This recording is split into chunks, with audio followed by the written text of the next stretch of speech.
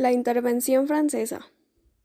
Después de la Guerra de Reforma Mexicana, el principal problema que experimentó el gobierno fue la falta de recursos suficientes para establecer el orden en un país que estaba plagado de constantes enfrentamientos. Campamentos militares y rebeliones. Por ello, el Congreso de la República emitió un decreto el 17 de julio de 1861 para suspender el pago de todas las deudas públicas. Esto provocó reacciones de Inglaterra, España y Francia. Exigieron la cancelación de la medida, pero el gobierno mexicano ignoró a estos países. Este tipo de solicitud, por lo que Gran Bretaña y Francia terminaron sus relaciones diplomáticas con nuestro país.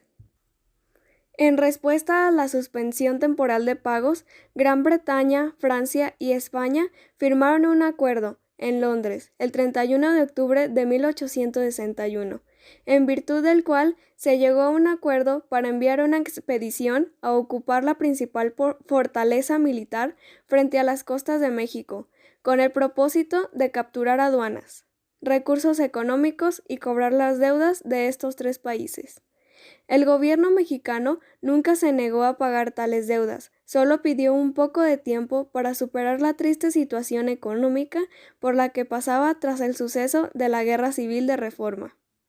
Después de que las tres potencias europeas firmaran un acuerdo en Londres, la flota española arribó a Veracruz el 8 de diciembre de 1861. El día siguiente fue el británico y el francés el 6 de enero de 1862. El gobierno mexicano nombró al general Manuel Dubrador para negociar con los intervencionistas, pidiéndoles que revelaran sus intenciones de expedición. El plenipotenciario europeo intercambió impresiones con el ministro Manuel Dubrador, quien manifestó interés en evitar el enfrentamiento. El 19 de febrero se alcanzó un preacuerdo en la localidad de La Soledad. Dijo que las negociaciones fueron realizadas por representantes de los aliados y el gobierno mexicano en Orizaba, lo que interfirió con las disputas internas entre los mexicanos y restringió las negociaciones para llegar a un acuerdo sobre sus reclamos.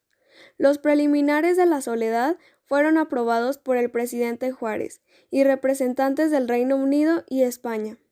El 5 de marzo llegó a Veracruz el general Carlos Fernando de la Trier, Lorenzés, violó la reserva de La Soledad y viajó de Córdoba a Orizaba. El primer enfrentamiento posterior comenzó el 19 de abril de 1862.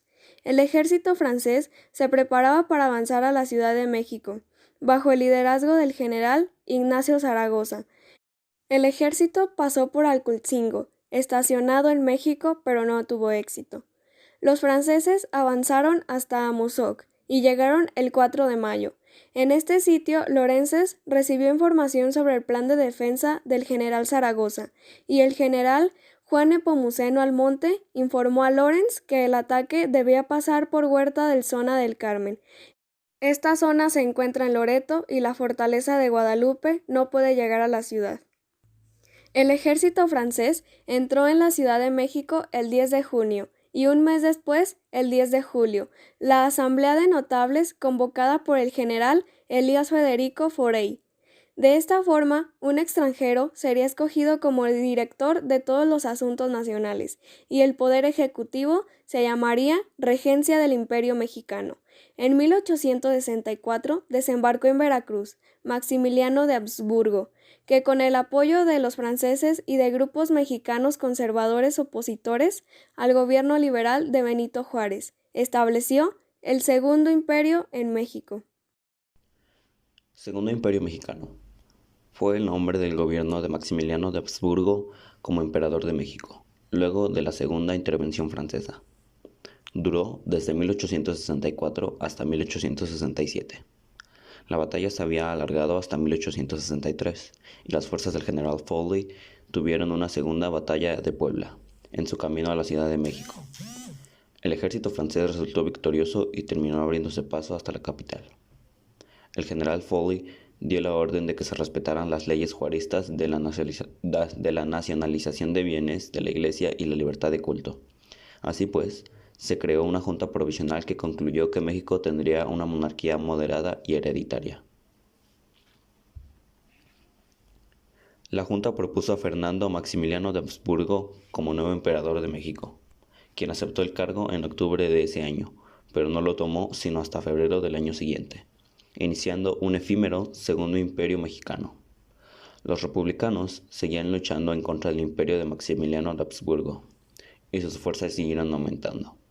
El imperio apenas alcanzaba los 38,000 efectivos militares, mientras que las fuerzas republicanas sumaban aproximadamente 50,000 hombres. El imperio se veía amenazado por fuerzas internacionales ajenas al país. Por un lado, Estados Unidos estaba de nuevo reunificado, y no tardaría mucho en tomar cartas en el asunto de lo que estaba pasando en México. Además, en Europa, el reino de Prusia, gobernado por Guillermo I, buscaba la unificación de Alemania, amenazando a Francia. Con esas tensiones, Napoleón III ordenó la retirada de las fuerzas francesas en México, dejando a Habsburgo a su suerte. Con la retirada francesa y el avance de los republicanos, el Segundo Imperio mexicano cayó en 1867.